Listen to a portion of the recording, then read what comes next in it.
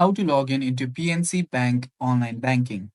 Hello guys, this is Atticus and welcome back to another tutorial video. In today's video, I'll teach you guys how you can log in into PNC Bank online banking. So without any further ado, let's dive right into it.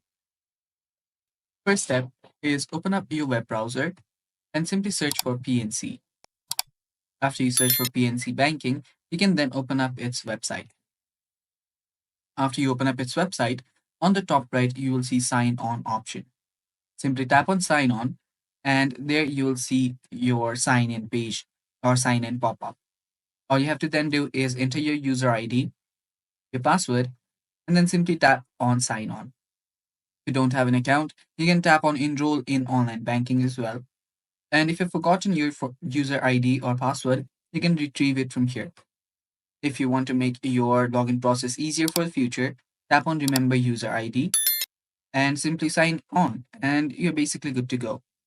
And that's basically how you can log in into your PNC banking online banking. So without that's all for today's video. Thanks for watching. Stay tuned for more upcoming tutorial videos and bye bye. Take care.